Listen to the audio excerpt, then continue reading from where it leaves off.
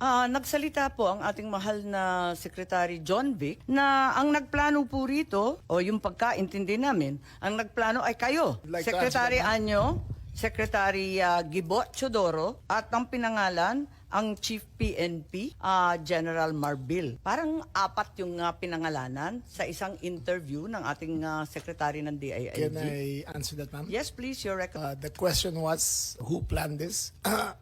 I did not state in any way who planned it. The meeting was of executive privilege. It is a conversation between the president. Once I mentioned, there was. So what exactly did you say? Ano sinabi po ninyo? They Ang asked me- pagkaintindi namin, itong apat na pinangalanan, ang siyang nagplano. Ma'am, we're already invoking namin. executive privilege in this matter. Yes. We're invoking executive privilege in this. Yes, that's Already- fine, but it's in Yes. the interview and it's Yes, ma'am. public. It goes as far as the interview, ma'am. Yes, ma'am. Yes, That's it. I'd like to understand. I think your brother was trying I to did not explain state in any what he way. said in the interview, and I'm happy They asked to hear me it. if I planned it. I said it was not me. There were other people in the room, but we did not discuss any plans of any arrest. Saan nanggaling yung mga pangalan na ito?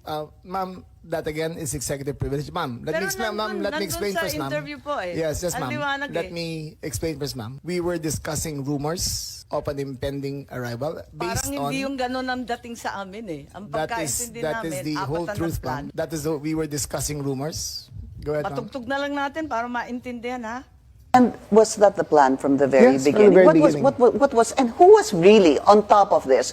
Kayo ho ba? Because during the press conference of the president, it was you and the president. Yes. So yes. ikaw ho ba nagplano ng lahat ng ito? Hindi naman, hindi naman. It was a group effort. Secretary Chidoro was there, Secretary Anyo was there too, and the President and I. So, hindi naman ako. Ako lang ang I natira stand by that, ma'am. last man standing doon sa Malacanang. I stand by that. Kasi Secretary Chidoro was working out of his office sa Napakaliwanag Camp po Aguinaldo. nung sinabi Yes, ma'am. ninyo. Wala Secretary namang Anyo, of course, his pakiyaw-kiyaw dun sa specialty is sinabi. intelligence. Yes, So he was. Patayin na muna natin. Pakaliwanag naman ang sabi ninyo, hindi ako mag-isa kahit ako ang kasama ng presidente nung Yes, nagsalita ma'am. sa press con, hindi ako mag-isa ang nagplano. Isang grupo kami. Tapos pinangalanan mo. No, ma'am.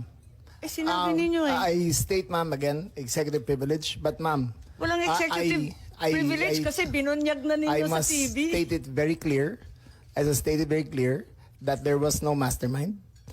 We were discussing mainly about what the president's statements were in Hong Kong, and it was based all on that statement, ma'am. Sinabi ninyo na hindi kayo mag-isa na nagplano, kundi isang There was no grupo. planning, ma'am. Pero yun ang sabi eh. I said, hindi ako nagplano.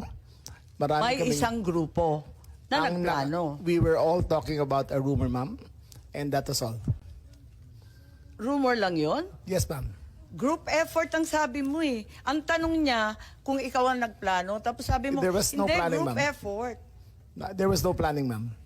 Anong Earlier- in-effort ng group Ma'am, kapag hindi let plano? me make I think that including into executive privilege already, ma'am. I think that we please No, I'm respect just our. asking him to explain the media. Yes, ma'am. But Yes, it's already I'm a very thin confining- dividing line between what transpires in a room between cabinet members I will- and a media statement. But there's a very thin dividing line, ma'am. Understood. I hope that we can respect executive privilege. Pero ngayon, sinabi kasi sa TV, paliwanag naman ninyo sa atin kung ano ibig sabihin. Kasi ang sinabi, hindi ako mag-isa na nagplano, may grupo kami. They asked me if I had planned it. Sabi ko, I did not.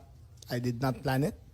I said we were there, and not to skirt, ma'am, executive privilege.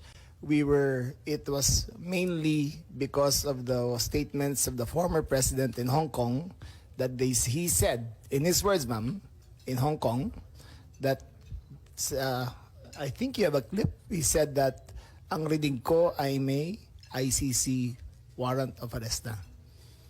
That was the best of my recollection, ma'am. So anong pinag-group effortan? Anong To diniscuss discuss the rumor, ng ma'am. grupo na That, again, ma'am, pinangalanan nyo? as far Sorry. as I will invoke executive privilege, there was you cannot plan on a rumor, ma'am. Kaya nagtataka So, ako, again, bakit ma'am, group effort? Chismis lang naman yun. Chismis nga. Ayun Yun na nga, yun. kung chismis, bakit mag-group effort pa? Tapos pinangalanan mo Ma'am, pa lahat na maraming nag-group marites sa effort. mundo to, ma'am. Dabis naman yung marites, dami-daming It marites was a sa amin. discussion of a rumor based on the statement of the president in Hong Kong. Secretary Anyo, of course, his specialty is intelligence, so he was gathering all the information in his source, in his location. So ako lang ang nasa Malacanang. So he served this role, and the information that he gathered and shared was very reliable. And Such as, or is there such anything you can as share? the conversations on whether or not they would go home. Ibig sabihin, yung mga lawyers po sinasabi kay dating Pangulong Duterte. Parang gano'n ang lumalabas sa mga sources. Sources from Secretary Anyo? Sources ni Secretary Anyo. Opo. And he relayed that to the core team. So the core Yes. team is the President, yourself, Secretary Anyo, Secretary Teodoro, and The President. the... It was a discussion of a rumor based on the statement of the President in Hong Kong. Why the fuck you lying? Why you always lying? Oh my god, stop fucking lying.